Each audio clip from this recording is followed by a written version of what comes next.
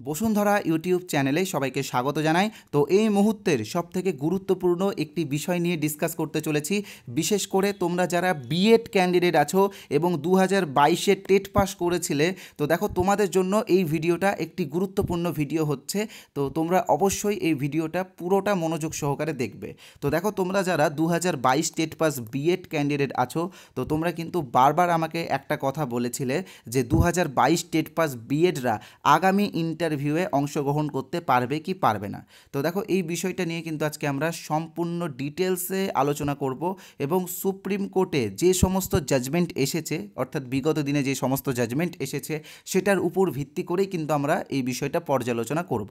তাই আমার মনে হয় যে এই ভিডিওটা পুরোটা তোমাদের দেখাটা অত্যন্ত জরুরি। ওকে, তো দেখো তোমরা সকলেই জানো যে গত বছর অর্থাৎ 2023-এর 11ই আগস্ট মহামান্য সুপ্রিম কোর্ট থেকে বিএড ভার্সেস ডিএলএড মামলার ফাইনাল জাজমেন্ট চলে এসেছে এবং যে জাজমেন্ট অনুযায়ী ডিএলএডরা জয়ী হয়েছে এবং বিএডরা চিরতরে বাতিল হয়ে গেছে।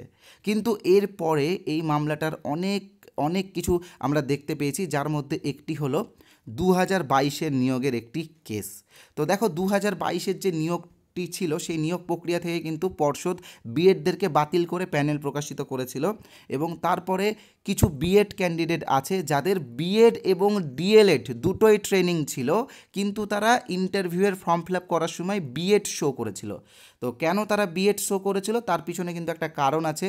তোমরা সকলে জানো যে প্রাইমারি ইন্টারভিউয়ের ক্ষেত্রে, একাডেমিকের ক্ষেত্রে ট্রেনিংয়ে 15 নম্বর আছে, ঠিক আছে।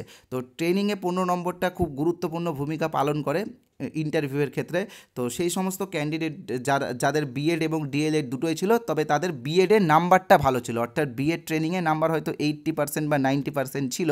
তো সেই জন্য তারা কি করেছে, ডিএডকে শো না করে বিএড শো করে দিয়েছিল, ঠিক আছে। তো তাদেরও কিন্তু নাম বাতিল পড়ে যায় প্যানেল থেকে এবং তারপরে তারা সুপ্রিম কোর্টের দ্বারস্থ হয় এবং মহামান্য সুপ্রিম কোর্ট কিন্তু তাদের পক্ষে রায় দেয় এবং তাদের নিয়োগে অংশগ্রহণ করতে বলে। তো এটার উপর, এই জাজমেন্টটার উপর যদি আমরা পর্যালোচনা করি, তো সেটার উপর পর্যালোচনা করলে খুব সহজভাবে একটাই কথা বলা যাবে যে 2022 টেট পাস যে সমস্ত বিএড ক্যান্ডিডেটরা পরবর্তীকালে ডিএলএড করেছে, অর্থাৎ পরবর্তীকালে ডিএলএড ট্রেনিং নিয়েছে, তারা কিন্তু আগামী নিয়োগে অবশ্যই সুযোগ পাবে। যদিও এই মামলাটা রয়েছে কলকাতা হাইকোর্টে, অর্থাৎ বিএডের সার্টিফিকেট ভ্যালিড হবে নাকি বাতিল হয়ে যাবে সেই বিষয়টা নিয়ে সুপ্রিম কোর্টে একটি কেস চলছে।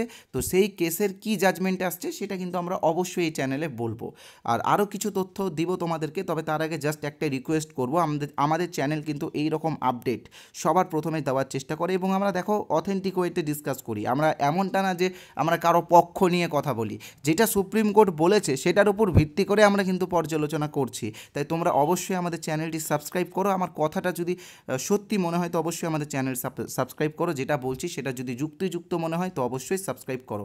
আর হ্যাঁ, আমরা কিছু কোর্স এনেছি, যার মধ্যে একটি হলো প্রাইমারি টেটের কোর্স আর একটি হলো ইন্টারভিউয়ের কোর্স। আমাদের কোর্স খুব সহজভাবে আমরা তোমাদেরকে শেখাই এবং এই কোর্সের প্রাইসও খুব কম। যেমন টেটের কোর্সটা মাত্র 350 টাকা, এই 350 টাকা তোমাকে একবারই পেমেন্ট করতে হবে।